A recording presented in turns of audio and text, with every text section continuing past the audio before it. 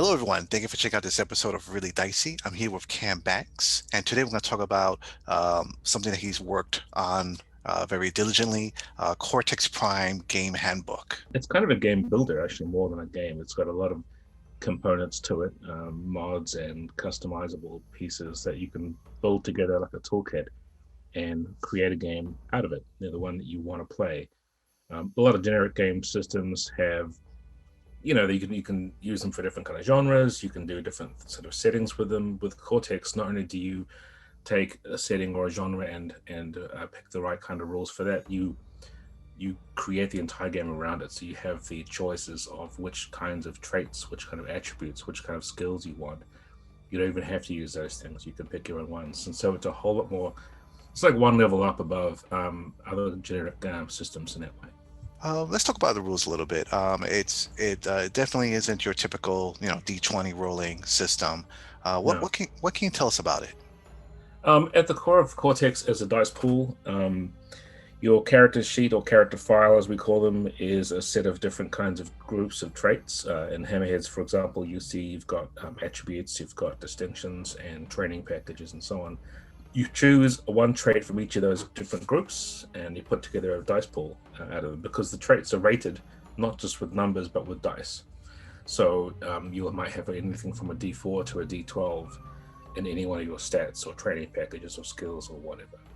So your dice pool can be kind of a handful of different size dice, and they represent all of the different factors that go into whether you succeed or fail in what you want to do. So it isn't just a case of, I've got a roll plus a bonus from a stat. It's, does it matter that I've got this background? Does it matter that I have this type of training? What if I'm, specifically this kind of character? And they all come together as a group of traits, and you roll them as a dice pool. Okay.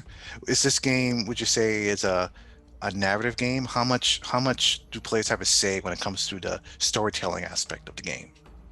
Well, quite a bit. In fact, the main way that Hammerheads plays out is similar to how a lot of the kinds of games you can create with Cortex play out. There's a lot of player agency, a lot of player control of what their characters do, but also some ability to influence the world around you and change the setting a little bit.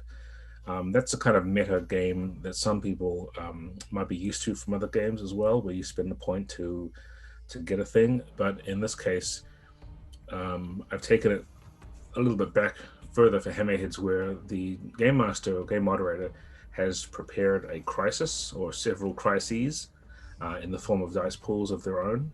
So you may have raging fire, you may have panicking villagers, you may have, um, you know, uh, communications network is down, and you've named those three things and you've given them a number of dice, and you tell the players how do you resolve these. What's your action that you're going to take to try and lessen this crisis until it goes away.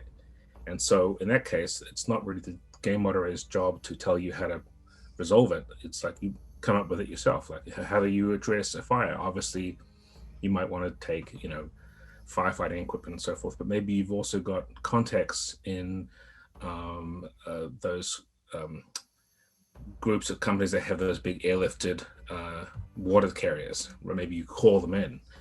If you can't do it yourself, maybe you get some assistance.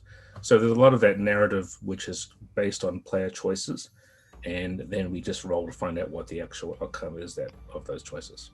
I noticed you call the dungeon masters or game masters game moderators in this game. Yeah. hmm What tools are there in the book that will help them play the game? Do they need another book, like how like D&D has the Dungeon Master's Guide? Right. Do they need anything like that as well with it? No, and so this book, because the book is designed to be not just for this Hammerhead setting, but for any setting you can want to come up with, the game moderator is given a lot of advice for how to first come up with settings and genres and how to mesh them together. You may decide that there's two genres you like fantasy and science fiction, and you want to mesh them like Shadowrun. There's two genres kind of. So there's a lot of advice on how to build that setting and how to have your players help you build it if you want to do it as a collaborative effort. But then there's also lots of rules and sort of structure to how to tell the game story in terms of scenes. You'll describe a scene, which characters are there, what's the problem, and then once the scene's done, with dice and so on, and you move to a next scene. So lots of game master advice, lots of game moderator um, tools and suggestions, and just ideas ready to set you off and get you going. I I love the art that I've been seeing so far coming from this book. Can you tell us about I guess what players, or sorry, I should say buyers, will see when they buy the book? What direction did you want to push the art to portray in this book? Well, each of those three spotlight settings, Hammerheads as well as Trace and Eidolon Alpha, we wanted to have a thematic style to them. So the style of Hammerheads you see there is very, very realistic, very sort of techno thriller, sort of near future. It was created by some concept artists who have been working on video games. And so we wanted that kind of style with really, really dynamic. Whereas Eidolon Alpha is another setting in the book, and that's got more Greek Final Fantasy style characters. And so we wanted a more something that looked a bit like it could just come off a Greek pot. You know, those arts of the mythology of chimeras and wyverns and unicorns and things, and just have that be a lot more of a dramatic Grecian fantasy style. And that's for the settings. For the rest of the book, though, our art director, Tina Lam Collier, decided that she wanted to recruit a global team of artists. And so she found all the different artists she wanted. So she wanted as much of a diverse representation of characters and places and themes and ideas. And it's reflected in the book. The book has amazingly gorgeous artwork. It's way more than I even expected, which was good, because most companies that do books like this, full color books, they have it's very really high bar to meet. So I think that we did a fairly good job of capturing that um, desire to have something that was super attractive and super immersive too. Is there anything about the book that you're willing to share that I haven't asked you about? Well, our plan at Fandom is to make sure this is a very well supported game. Not just the books that we're putting out for it and any future licenses. We've already announced one for Netflix's Dragon Prince, the Tales of Xadia RPG. We've also announced Masters of the Universe, the Legends of Grayskull RPG. So we've got games coming out, but we want to support them all with really, really robust online tools, so that we don't have a sort of an afterthought of having like online character sheets and online dice rollers and things. We want it to be integrated to be part of it. So even as we were preparing this book and doing the layout and the art and so on, we were getting a team of engineers working very hard to try and build up the basics of an online user experience that will go with it. So you can play it the usual way, as you all know, around a table, if you can find friends to play with you. But these days, online playing is even more important, and many of us, it's the only way we can get gaming. So we wanted to, really try and build that support into it right off the bat. Okay, excellent, excellent. Well, thank you so much for taking time to talk to us about this. So this is now available in local game stores and online as well. Am I correct?